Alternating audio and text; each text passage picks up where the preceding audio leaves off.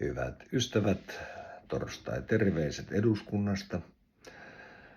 Viikko on lähtenyt vauhdikkaasti käyntiin ja vaalit ovat käynnistyneet myös niin, että eilettäin keskiviikkona alkoi ennakkoäänestys ja varmaankin siihen liittyen oppositio teki välikysymyksen tärkeistä asioista, koulutus- ja sote-asioista.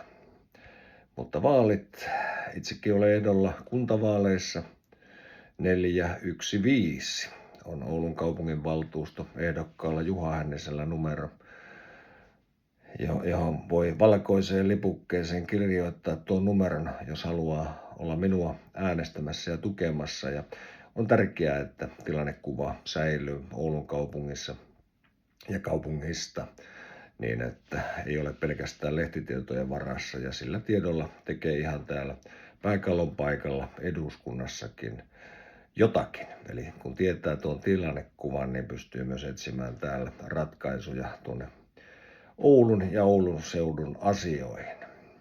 Mutta välikysymys oli koulutussäästöt ja sote-säästöt.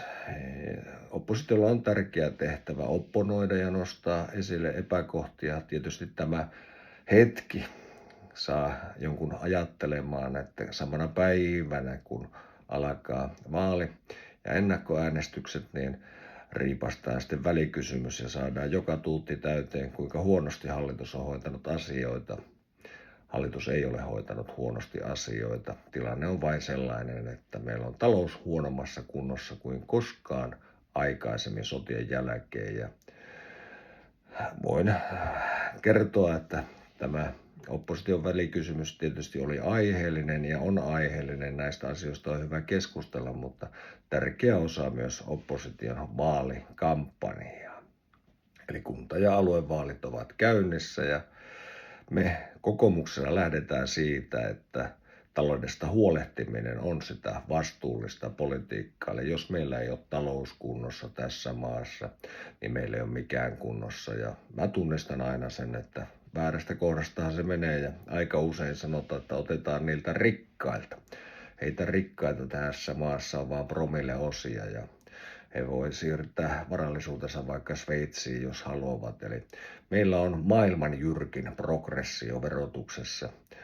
Eli 20% varakkaimmista ihmistä hoitaa 80% ihmisten tulonsiirroista, eli tuista ja avustuksista. Työtä meidän pitäisi saada ihmiset tekemään, eli silloin kun on tarjolla työpaikka, jolla tullaan toimeen, niin silloin pitäisi olla myös velvoite ja halu ja tahto ottaa sitä työtä vastaan. Eli sellaista työtä, jolla tulee toimeen, niin saadaan sitä sosiaaliturvan varasta myös ihmisiä työelämään, jotka on työikäisiä, työkykyisiä. Mutta vaikeita asioita, mutta ilman kestävää taloutta meillä ei ole hyvinvointia, ei palveluja eikä turvaa ja siksi hallitus on tehnyt niitä vaikeita, mutta välttämättömiä päätöksiä. Ei siksi, että haluaisimme leikata, vaan sen takia, että haluamme pelastaa suomalaisen hyvinvointiyhteiskunnan myös tuleville sukupolville. On tärkeää muistaa, että saman aikaan kun hallitus tasapainottaa taloutta, me olemme lisänneet sote-palveluihin yli 2000 miljoonaa euroa lisää rahaa. Olemme käynnistäneet lasten ja nuorten terapiatakuun ja olemme palauttaneet Kela-korvauksia. Me olemme aidosti tehneet tekoja ihmisten hoitoon pääsyn parantamiseksi. On helppo lupata kaikille kaikkea, niin kuin oppositio tekee, mutta vaikeampaa on kantaa vastuuta.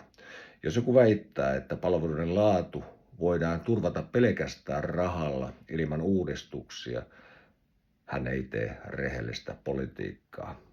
Suomalaiset ansaitsevat parempaa, he ansaitsevat ratkaisuja, eivät tyhjiä lupauksia. Lähestyvät vaalit eivät saa sumentaa sitä tosiasiaa, että meillä on vastuullinen hallitus, joka ei pelkää tehdä vaikeita päätöksiä.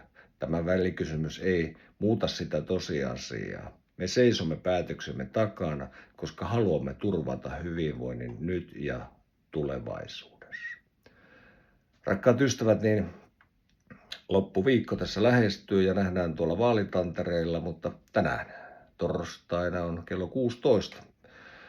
Tulee Ylen puolelta sitten opposition kyselytunti ja minä tunnistan, että aina sanotaan, että Hänninen ei sano siellä mitään, mutta voin kertoa, että Oulun vaalipiirissä olen selkeästi eniten käyttänyt puheenvuoroja tällä vaalikaudella, mutta kun on ensimmäisen kauden kansanedustaja, niin ei juurikaan saa puheenvuoroa, vaikka sitä pyytää. Eli ehkä sekin hetki jossakin vaiheessa tulee, että voin omalta ministeriltä tai vaikka perussuomalaisten ministeriltä kysyä, että mitä erinomaista meillä hallitusohjelmassa lukee juuri tässä käsiteltävästä olevasta asiasta. Mutta kiitoksia ja ei muuta kuin Eduskuntatalo vaikenee, mutta vain hetkeksi ja nähdään. Rotuarilla ja siellä kauppahallissa tietysti noin kello 10 lauantaina, niin tämä on minulle semmoinen rutiini, joka ei muutu. Mutta liikunnallista loppuviikkoa kaikille. Kiitoksia.